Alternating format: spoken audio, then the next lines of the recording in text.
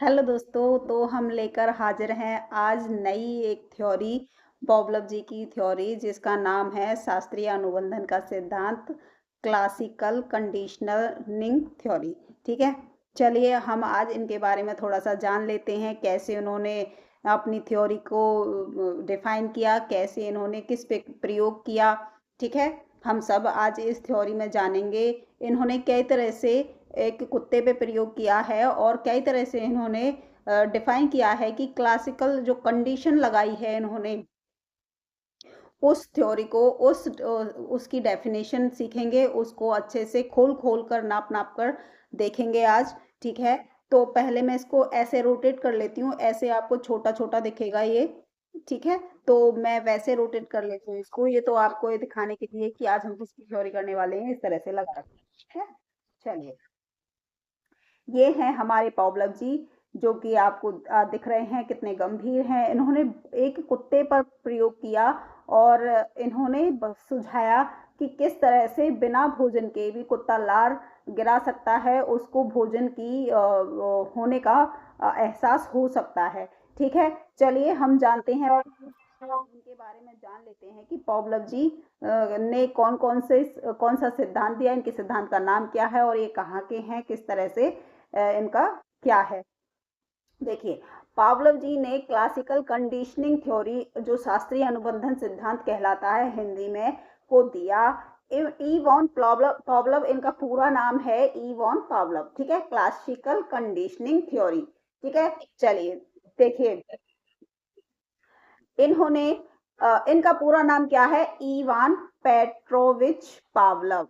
इनका पूरा नाम क्या है, इवान आईपी पावलव भी हम कह सकते हैं। ठीक है, शॉर्ट में इनका ये है कहाँ के, ये रसिया के हैं, रूस के हैं ये।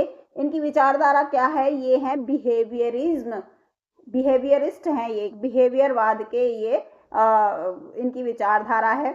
तो व्यवहार को देखकर ये बताते हैं कि बच्चा व्यवहार से सीखता है। ठीक है, अधिगम का प्रकार कौन सा है, उद्दीपन प्रतिक्रिया है, स्टिमुलस रिस्पॉन्स है, SR इनकी थ्योरी है। ठीक है, याद रहेगा। चलिए अब देख लेते हैं इन्होंने क्लासिकल कंडीशनिंग की थ्योरी में क्या क्या किया था। पहले हम ये समझ लेते हैं, ऊपर जो हमने चित्र दे रखे हैं हम इस चित्र को समझते हैं। देखिए कैसे, उसके बाद हम सारी कंडीशंस पढ़ेंगे। देखो, हम चित्र में देखते हैं, सबसे पहली कंडीशन देखते हैं हम क्या हो रहा है। देखो, इन्होंने अपने प्रयोग में कुत्ते पर प्रयोग किया और सबसे पहले उन्होंने कंडीशन का मतलब क्या है, कोई कंडीशन रख देना किसी के सामने, है ना। किसी को, जैसे हम कोई काम कर रहे हैं तो शर्त रख देना एक तरह से, है ना, शर्त रख देना किसी के सामने, तो ये होता है कंडीशन। लेकिन इसमें बिफोर कंडीशन, बिना कंडीशन लगाए जो नॉर्मल प्रक्रिया होती है, उसको दर्शाया है कि कुत्ते के सामने अगर हम भोजन रखेंगे तो कुत्ता भोजन को देख के लार टपकाएगा, उसको भूख लगेगी, है ना। जैसे कि इसमें और आधे को भोजन रखा है, भोजन रखा है और कुत्ते के मुंह से लार टपक रही है ना, दिख रहा है ना आपको, लार टपक रही है। तो ये हो गई नॉर्मल कंडीशन, है ना। जैसे नेचुरल होता है, सबके सामने होता है, अगर किसी के सामने अच्छा सा टेस्टी सा भोजन रख दो तो उसको भूख लगने लगेगी, उसको खाने का मन कराएगा। तो ये नेचुरल होता है सबके साथ, है ना। तो उन्होंने कुत्ते पर प्रयोग किया, सबसे पहले उन्होंने नेचुरल जो प्राकृतिक प्रक्रिया है उसको दर्शाया कि कुत्ते के सामने अगर भोजन को रखेंगे वो देखकर उसको लार टपकाएगा। ठीक है, ये तो हो गई नॉर्मल जो कोई होती है नॉर्मली। ठीक है, अब आते हैं दूसरी कंडीशन जो रख देता है कि भोजन की जगह पर घंटी रख देता है। देखो दूसरी कंडीशन क्या है इनकी, देखो यहाँ पे देखो, इन्होंने भोजन नहीं दिया, भोजन तो कहीं भी है ही नहीं, देखो है तो नहीं यहाँ पे कहीं भी, दूसरी कंडीशन में भोजन दिख तो नहीं रहा कहीं भी, देखो कहीं है, कहीं भोजन है, इधर है, इधर है, इधर कहीं भी, आगे पीछे कहीं भी नहीं है ना भोजन। तो इन्होंने दूसरी कंडीशन में क्या रखा, दूसरी सिचुएशन में, सॉरी कंडीशन तो ये घंटी है, कंडीशन रखती इन्होंने घंटी की। तो दूसरी सिचुएशन ये रखी इन्होंने, सिर्फ घंटी बजाई, कुत्ते के सामने सिर्फ घंटी बजाई, तो कोई रिस्पॉन्स नहीं आएगा घंटी बजाने से, कुत्ता क्या करेगा, कुछ भी नहीं, घंटी से क्या मतलब है कुत्ते को, खाली घंटी तो बजाई ना, तो उसके सामने भोजन है खाने के लिए, कुछ है ही नहीं, तो खाली घंटी बजाने से क्या ही होगा उसको, है ना। तो कुछ भी रिस्पॉन्स नहीं किया उसने। चलिए अब आते हैं, इसने नो रिस्पॉन्स, कोई रिस्पॉन्स नहीं दिया, ठीक है। अब तीसरी जो सिचुएशन रखी उसने घंटी और भोजन दोनों साथ में रख दिए। चलिए देखते हैं क्या हुआ इस पे। देखो, जब घंटी और भोजन दोनों साथ में, घंटी भी बजाई और साथ के साथ भोजन भी आया, घंटी के साथ भोजन आया, जैसे ही घंटी बजाई वैसे ही भोजन आया, तो कुत्ते के मुंह से भोजन को देखकर लार टपकी। ये प्रक्रिया कई कई कई बार की गई कि घंटी बजी और भोजन लेके आए, घंटी बजी तभी भोजन दिया कुत्ते को, घंटी बजी तभी भोजन दिया कुत्ते को। ये प्रक्रिया बार बार बार बार दोहराई गई, ठीक है। उसके बाद क्या रिजल्ट निकलता है कि जब चौथी जो सिचुएशन रखी गई, देखो चौथी जो सिचुएशन रखी गई ये वाली, जब ये इससे ये रिजल्ट निकलता है, इस तीसरी सिचुएशन में जब दोनों चीज साथ में आई, घंटी बजी और खाना दिया, कई बार इस को प्रक्रिया को दोहराया गया, कई बार किया गया, तो कुत्ते को आदत पड़ गई कि घंटी बजती है और भोजन आता है ना। तो फिर चौथी जो सिचुएशन रखी गई कुत्ते के सामने, सिर्फ और सिर्फ घंटी बजाई, यहाँ पे ये सिर्फ और सिर्फ घंटी बजाई, तो कुत्ते के मुंह से अपने आप ही लार टपकने लगी। क्यों हुआ ऐसा? इसलिए हुआ ऐसा कि पहली जो तीसरी सिचुएशन रखी गई थी उसमें घंटी बजाई और भोजन आया, ये प्रक्रिया बार बार बार बार कई दिनों तक दोहराई गई, तो कुत्ते के दिमाग में बैठ गया भाई घंटी बजती है तो मुझे भोजन मिलता है। तो यहाँ पे सिर्फ घंटी बजाई गई तो कुत्ते के मुंह से अपने आप ही लार टपकने लगी। पहले के पहले ही भोजन नहीं दिया किसी ने उसको, पहले के पहले घंटी बजते ही कुत्ते के मुंह से लार टपकने लगी, उसे पता चल गया कि अब घंटी बजी है, मुझे भोजन मिलेगा, ठीक है। ये हो गई चौथी सिचुएशन। तो ये है कब कंडीशन रखने के बाद। देखो आफ्टर कंडीशन रखी, देखो पहले इसमें बिफोर कंडीशन, देखो बिफोर कंडीशन में पहले खाली भोजन दिया, फिर खाली घंटी दी। एक में खाली भोजन आया तो लार टपकी, खाली घंटी दी तो लार नहीं टपकी। जाहिर सी बात है, नॉर्मली यही होगा, ठीक है। फिर उसके बाद क्या किया, जब कंडीशन रखी, आफ्टर कंडीशन रखने के बाद की, जब घंटी बजेगी, शर्त रखी गई भाई जब घंटी बजेगी तभी कुत्ते को भोजन दिया जाएगा, ये शर्त रख दी गई सब उसके सामने कि भाई जब घंटी बजेगी तभी भोजन दिया जाएगा कुत्ते को, वरना नहीं दिया जाएगा। तो कई दिनों तक ये प्रक्रिया ऐसी चलती रही, कंडीशन रख दी गई। अब कंडीशन रखने के बाद जब ये प्रक्रिया बहुत दिनों तक चलती रही, तो जब खाली घंटी भी बजाई ना कुत्ते के सामने, तो उसको ऐसा लगा कि अब घंटी बजी है तो मुझे मेरे लिए भोजन आएगा, तो अपने आप ही वो रिस्पॉन्स करने लगा, उसके मुंह से लार अपने आप ही टपकने लगी, ठीक है। तो ये होता है कंडीशनिंग, क्लासिकल कंडीशनिंग थ्योरी, ये थी पावलोव की, ठीक है। आप लोगों को समझ में आ गया। देखो ये था अनकंडीशनल, देखा ये था अनकंडीशनल स्टिमुलस, इसमें भी अनकंडीशनल स्टिमुलस है, ठीक है। और ये जो है ये है कंडीशनल स्टिमुलस, ये भी कंडीशनल स्टिमुलस है, ठीक है। आ गई बात समझ में? चलिए अब हम थोड़ा सा थ्योरी को पढ़ लेते हैं नीचे चल के। ये भी ऐसा ही है, देखो पहले सिर्फ कुत्ते के सामने क्या रखा गया, डॉग के सामने रखा गया भोजन, ठीक है। तो उसकी सिचुएशन क्या थी, वो उसने सलाइवा निकाला, ठीक है। क्या किया, लार टपकाई, सलाइवा उसके मुंह से निकला, ठीक है। फूड को देखकर जाहिर सी बात है कि कुत्ते के मुंह से लार टपकेगी। उसके बाद जब भोजन नहीं दिया गया, खाली बेल बजाई गई, घंटी बजाई गई, तो नो रिस्पॉन्स, कोई रिस्पॉन्स नहीं किया, नो लार नहीं, लार कोई सलाइवा नहीं निकला, ठीक है।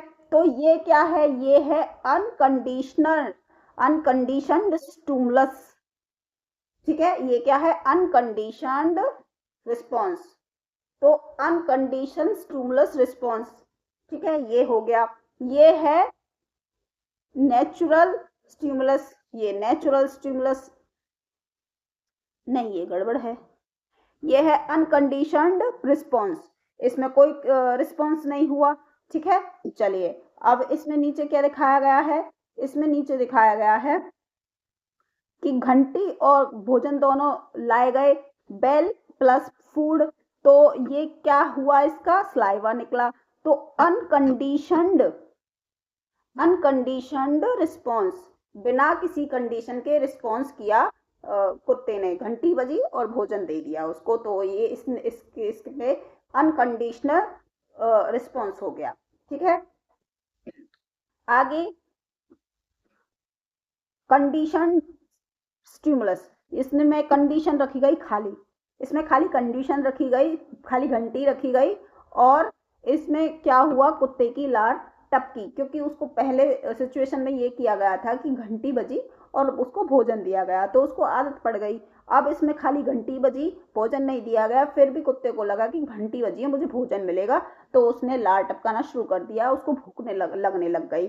तो ये क्या हो गया, कंडीशनड रिस्पॉन्स उसको मिल गया, एक कंडीशन स्टिमुलस हो गया और एक कंडीशन रिस्पॉन्स हो गया। आ गया समझ में? चलिए अब हम आगे देखते हैं, इसको पढ़ लेते हैं। ठीक है, पढ़ते हैं इसको। पॉवलव ने क्लासिकल कंडीशन थ्योरी, शास्त्रीय अनुबंधन का सिद्धांत दिया, ये हमने पढ़ी लिया, ये रूस की हैं, रशिया के रहने वाले हैं। इन्होंने उद्दीपन प्रक्रिया स्टिमुलस रिस्पॉन्स पर अपना अधिगम का प्रकार दिया। ठीक है, क्लासिकल कंडीशनिंग क्या होता है, देखो, जब कोई नया उद्दीपन यानी स्टिमुलस, जैसे भोजन तो था ही, लेकिन और दूसरा उद्दीपन आ जाए, किसी पहले से मौजूद प्रक्रिया रिस्पॉन्स से जुड़ जाता है, तो उसे शास्त्रीय अनुबंधन क्लासिकल कंडीशन कहते हैं। यानी किसी नेचुरल स्टिमुलस के साथ अननेचुरल कंडीशन रख स्टिमुलस लिया जाए, तो उसे क्लासिकल कंडीशनिंग कहते हैं। जो मतलब कहने का ये है, जिसमें कंडीशन रख दी जाए कि घंटी बजेगी तो ही भोजन मिलेगा, वरना नहीं मिलेगा, तो ये कंडीशन हो गई कि घंटी बजी, घंटी बजना हो गया, कंडीशन रख दिया कि घंटी बजेगी तभी भोजन मिलेगा, तो ये हो गया शास्त्रीय अनुबंधन क्लासिकल कंडीशनिंग थ्योरी। ठीक है, चलिए अब आ जाते हैं तीसरे पॉइंट पर। पॉवलव का प्रयोग किस पे हुआ था, कुत्ते पे प्रयोग हुआ था। ठीक है, ये हमने अभी पढ़ा है कि कुत्ते पे प्रयोग हुआ था। पावलव कुत्ते के पाचन तंत्र पर शोध कर रहे थे, उन्होंने देखा कि कुत्ता भोजन देखते ही लार टपकाने लगता है, तो उन्होंने प्रयोग के चरण रखे। कौन कौन से चरण रखे, वैसे मैंने आपको ऊपर बता दिया है, फिर भी हम दोबारा से कर लेते हैं। देखो, सबसे पहले अनकंडीशनल स्टिमुलस, जिसमें कोई कंडीशन नहीं है, नेचुरल थी प्रक्रिया, जिसमें खाली भोजन दिया गया था, उसको कहते हैं अनकंडीशनड स्टिमुलस। ठीक है, यू से अन, सी से कंडीशन, ठीक है, एस से स्टिमुलस। समझ में आ गया? यू से अन, सी से कंडीशनड और एस से स्टिमुलस। समझ आ गया? तो ये हो गया अनकंडीशनड स्टिमुलस। UCS भोजन दिया गया, खाली भोजन दिया गया, कोई कंडीशन नहीं रखी गई। सबसे पहली सिचुएशन थी ये। ठीक है, उसके बाद अनकंडीशनड रिस्पॉन्ड, उसमें अनकंडीशन रिस्पॉन्ड आया, UCR आया, रिस्पॉन्स आया, भोजन को देखकर लार टपकी, नेचुरल प्रक्रिया है। ठीक है, ये हो गई पहली वाली जो तस्वीर थी, जो पिक्चर थी, उसका जो रिस्पॉन्स आया वो था। ठीक है, नेचुरल था वो, है ना, उसको कहेंगे UCR। देखो, अनकंडीशन तो हो गया UC, है ना, तो स्टिमुलस से लास्ट में खाली स्टिमुलस का S लगा देंगे, रिस्पॉन्स का R लगा देंगे। समझ आ गया? ये चीजें समझ में नहीं आती कई बार बच्चों को, तो इसलिए मैं खोल खोल के बता रही हूँ। ठीक है, चलिए, ड्यूरिंग कंडीशनिंग, जब कंडीशन लगाने के बाद क्या होता है, देखो, neutral stimulus, NS, neutral stimulus, घंटी की आवाज, पहले घंटी, कोई प्रतिक्रिया नहीं, अब घंटी प्लस भोजन, लार, बार बार दोनों साथ दिए गए। ठीक है, ये हो गया न्यूट्रल स्टिमुलस, N से न्यूट्रल, S से स्टिमुलस। ठीक है, पहले घंटी दी गई, कोई प्रतिक्रिया नहीं हुई, लेकिन फिर घंटी बजाई गई, घंटी बजाने के बाद जब भोजन दिया गया, तो उसके बाद डॉग ने लार टपकाई, कुत्ते ने लार टपकाई, सलाइवा निकला। ठीक है, ये हो गया न्यूट्रल रिस्पॉन्स। आफ्टर कंडीशनिंग, जब कंडीशन रखी गई, उसके बाद क्या हुआ, देखो, सबसे पहले कंडीशन स्टिमुलस CS, कंडीशन, अन नहीं आया ना इसमें, तो अन का U हट गया इसमें से, है ना, तो खाली कंडीशन स्टिमुलस रह गया, तो CS हो गया। आफ्टर कंडीशन के बाद, जब कंडीशन रखते हैं उसके बाद, तो उसके बाद क्या हुआ, पहले कंडीशन रखी गई घंटी, फिर उसके बाद कंडीशन रिस्पॉन्स आया लार, तो घंटी पहले रखी गई तो लार टपकी कुत्ते की, अब सिर्फ घंटी दी और लार टपकी, तो इसका मतलब क्या है, पहले उसको आदत डाल दी, घंटी बजी और लार टपकी, घंटी बजी नहीं, सॉरी, घंटी बजी और भोजन दिया तो कुत्ते ने लार टपकाई, उसको उसकी आदत पड़ गई। अब आफ्टर कंडीशन के बाद खाली घंटी बजी तो भी कुत्ते ने लार टपकाई। मुख्य शब्द देखते हैं इसके क्या हो जाते हैं। देखो आप लोगों को ये थ्योरी समझ में आई, पसंद आई? नहीं समझ में आई तो बता देना, ठीक है। और अगर समझ में नहीं आई तो आप मुझे कमेंट करके बता देना, मैं दोबारा से समझा दूंगी। नहीं तो आप ये वीडियो रिवाइज करके देख लेना, दोबारा से चला के देख लेना, आपको दोबारा में समझ में आ जाएगी, ठीक है। बार बार देखोगे तो समझ आ जाएगा। मुख्य शब्द मैंने भी लिखे हैं यहाँ पे, शब्दों के अर्थ भी लिखे हैं। देखो जैसे मैंने बता दिया था ऊपर वैसे, लेकिन फिर भी मैं बता देती हूँ। अनकंडीशनड स्टिमुलस, यूसीएस का अर्थ क्या है? देखो यूसीएस का अर्थ क्या है, इसका अर्थ क्या है मैंने ऊपर आपको बता दिया वैसे खोल के, यू से अन, सी से कंडीशनड, एस से स्टिमुलस, ठीक है। स्वाभाविक उद्दीपन, भोजन जो स्वाभाविक उद्दीपन है जिसमें कोई कंडीशन नहीं, अन कोई कुछ नहीं, अन मतलब नहीं, कोई कंडीशन नहीं लगाई गई, तो उसमें क्या होता है, सिर्फ भोजन दिया जाता है, ठीक है। उससे क्या होता है, इसमें क्या होता है, स्वाभाविक उद्दीपन होता है। यूसीआर अनकंडीशनड रिस्पॉन्ड, तो उसमें स्वाभाविक प्रतिक्रिया भी होती है, लार भी निकलता है, ठीक है।